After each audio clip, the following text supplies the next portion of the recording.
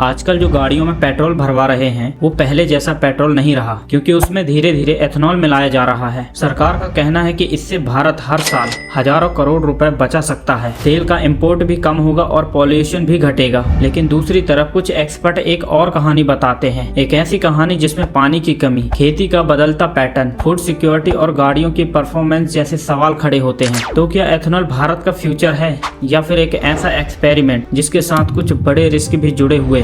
आज हम इसी को समझेंगे। एथेनॉल है क्या और ये बनता कैसे है। एथेनॉल एक्चुअल में एक अल्कोहल बेस्ड बायोफ्यूल होता है। भारत में इसे सबसे ज्यादा गन्ना से बनाया जाता है। इसके अलावा मक्का, डैमेज फूड ग्रेन्स और राइस का भी इस्तेमाल किया जाता है। फैक्ट्री में पहले इन फसलों से शुगर या स्टार्च निकाला जाता है, फिर फर्मेंटेशन और डिस्टिलेशन की प्रोसेस के बाद एथेनॉल तैयार होता है। इसके बाद इसे पेट्रोल में मिलाकर E20 फ्यूल बनाया जाता है, यानी 80% पेट्रोल और 20% एथेनॉल। आखिर सरकार इस पर इतना जोर क्यों दे रही है? हर साल भारत अपनी जरूरत का बहुत बड़ा हिस्सा कच्चा तेल बाहर से खरीदता है। इस पर लाखों करोड़ रुपए खर्च होते हैं। अगर पेट्रोल में देश में बन रहे एथेनॉल मिलाया जाए तो इंपोर्ट कम हो सकता है। इससे फॉरेन एक्सचेंज की बचत होगी, शुगर मिल्स को नया बाजार मिलेगा और किसानों की फसल की डिमांड भी बढ़ेगी। इसी वजह से एथेनॉल को भारत के एनर्जी फ्यूचर का एक बहुत बड़ा हिस्सा माना जा रहा है। लेकिन कहानी का दूसरा पहलू भी है। सबसे पहला सवाल है कि पानी। गन्ना दुनिया की सबसे ज्यादा पानी मांगने वाली फसलों में से एक है, यानी एथेनॉल बनाने से पहले ही उसकी खेती में बहुत ज्यादा पानी लग चुका होता है। एक्सपर्ट का मानना है कि अगर पानी की कमी वाले इलाकों में गन्ना की खेती और बढ़ती गई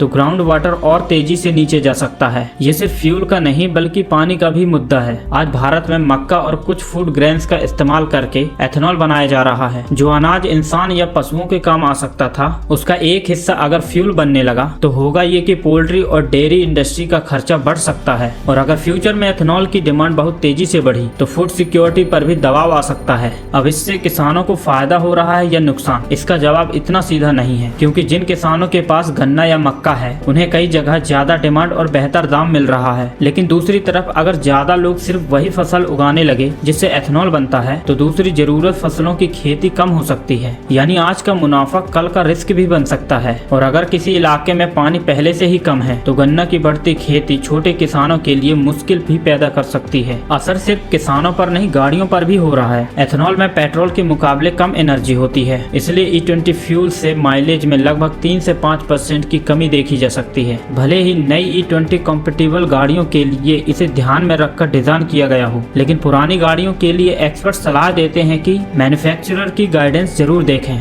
अब एक सवाल और आता है कि क्या दुनिया में भारत के अलावा दूसरा देश भी है जो एथेनॉल का इस्तेमाल कर रहा है? तो इसका जवाब है हाँ। ब्राजील इसका सबसे बड़ा उदाहरण है। वहाँ की गाड़ियाँ हाई एथेनॉल फ्यूल पर ही चलती हैं, लेकिन ब्राजील में शुगर कैन की खेती, क्लाइमेट और फ्यूल इंफ्रास्ट्रक्चर भारत से अलग है। इसलिए भारत को अपना मॉडल अपनी जरूरत के हिसाब से बनाना होगा। कई साइंटिस्ट मानते हैं कि एथेनॉल की जरूरत है, लेकिन इसे सिर्फ गन्ना और फूड ग्रेन से बनाना सही नहीं होगा। अगर एथेनॉल खेती के बचे हुए वेस्ट जैसे पराली और दूसरे एग्रीकल्चर रेसिड्यू से ज्यादा बनाया जाए तो फूड पर दबाव भी कम होगा और कचरे का इस्तेमाल भी हो जाएगा। अब मुद्दे की बात आती है कि क्या एथेनॉल गलत है? सच ये है कि एथेनॉल भारत के लिए एक बड़ा मौका भी है और एक बड़ी जिम्मेदारी भी। अगर इसकी पॉलिसी पानी, खेती और फूड सिक्योरिटी को ध्यान में रखकर बनाई गई तो ये देश के लिए फायदेमंद साबित हो सकती है। लेकिन अगर सिर्फ प्रोडक्शन बढ़ाने पर ध्यान दिया गया तो आने वाले सालों में नए सवाल भी खड़े हो सकते हैं और नई परेशानियों का भी सामना करना पड़ सकता है। अब फैसला आप कीजिए, क्या एथेनॉल भारत का फ्यूचर है या इस पॉलिसी को और बेहतर बनाने की जरूरत है?